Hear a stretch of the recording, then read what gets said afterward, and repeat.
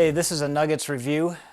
I promised you guys that I would talk a little bit more and give you my review, in-depth review on this K&M 11-inch crusher.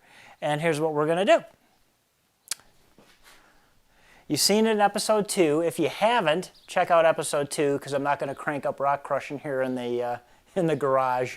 It's raining out, so that's why we're doing this here today.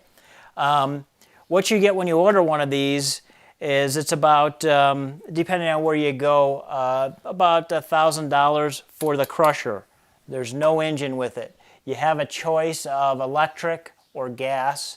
The electric, I'm not sure how many motor choices they give you, but I wanted gas, and I chose the Carroll Stream 6.5 horse engine. That's an extra $200. So I was out the door, and there happened to be free shipping at the time. I was out the door about $1,200 for this whole setup. And the crusher, you get 11-inch. It's 2.5-inch in feet. I put a little funnel on here. It just seemed like it was a little, I could drop stuff in there. I didn't have to just have my hand hanging out there. I kind of like that. I might maybe have something welded up or weld something up if I can.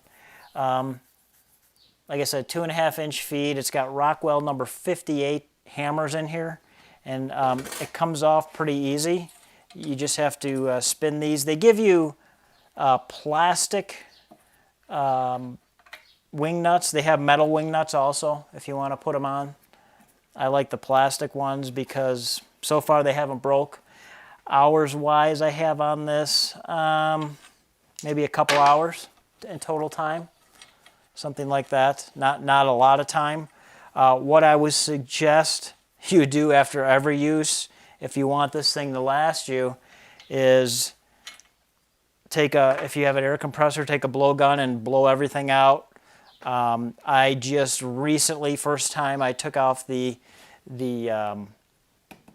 air cleaner. It still was in excellent condition. It wasn't hardly dirty at all, so I was pretty surprised at that.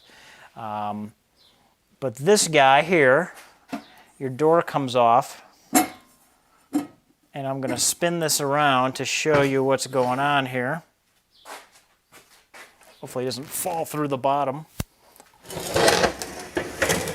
Okay, and what you have is a screen down on the bottom, okay, and it's a steel screen. Now the one thing that I found, they give you an extra screen before I go into what else comes with it.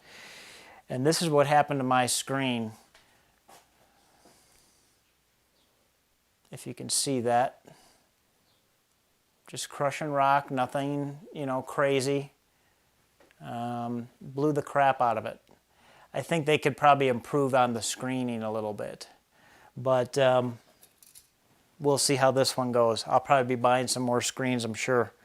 And you want to, when you get this thing, you want to make sure that you go in with a wrench and a socket and tighten up everything. I mean everything, because I found that even the keyway that holds this onto this axle and the other side that you're going to have to build when you get this. You're going to get some pulleys and some hex keys, and they give you everything you need in this nice little black pouch.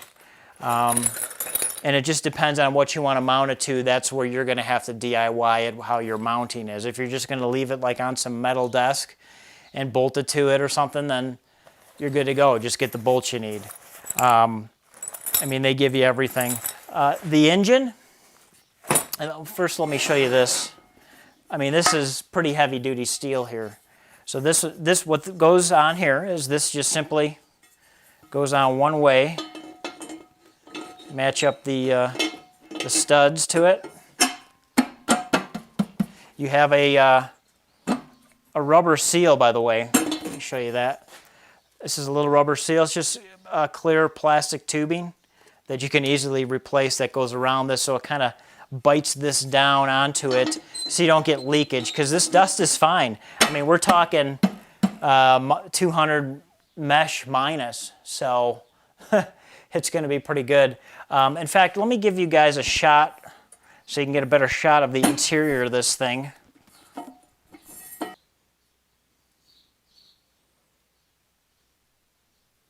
So as you can see, it's pretty well built. It's solid. This thing's heavy duty. It's no slouch when you're carrying it. Okay, so I just wanted to have you get in there and get a good shot of that. As far as the engine goes, I'm assuming this engine is probably coming from somewhere else because it's shipped separately. I have no complaints about the engine. Now I looked up Carroll Stream, and I don't know if this is American-made engine or not. I don't think it is. But if it is, that's great. Most of this stuff isn't these days, but it's got to be better than Harbor Freight Special, I would think. It starts in the second pole every time, no problem at all. When I first put gas in it, of course, it took a little while to start up. The only nitpick I have, it does have a nice fuel shutoff switch right here. The only nitpick I have about it, see if I can turn this for you guys so you can see this. There's an on-off switch here, which is great. I mean, that's cool. Okay, but this on-off switch falls out. It's the complete switch. Okay, it's nothing. It looks like it's sealed, and I haven't. It was out when I got this thing, which was a little surprise. So I actually took this cover off, thinking that there was something that held this in, that fell off in shipping. But apparently not. So I've just stuck this in here. I was going to glue it or do something, but I just stuck it in here, and it hasn't really moved. You know, I see a little bit of vibration and stuff. I'm kind of waiting to see it kind of hang out, but so far it's fine. I mean, the worst case scenario is if I had to put a new switch in, I could probably do that, and I'd probably put some kind of toggle switch or rocker switch in there. But it seems to be working fine.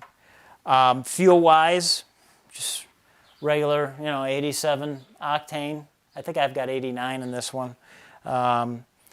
Oil, typical oil that they suggest, depending on your climate. I've got 30 weight oil in here because I'll be using this probably in a hell of a lot hotter climates than some people. But it just depends what you want to do. You can put a multi-viscosity in there. And that's pretty much it. I mean, it's... I guess on a scale of 1 to 5 nuggets, 5 nuggets being tops, I would have to say I'll give it a 5. I don't really have anything wrong besides that little switch right there so far.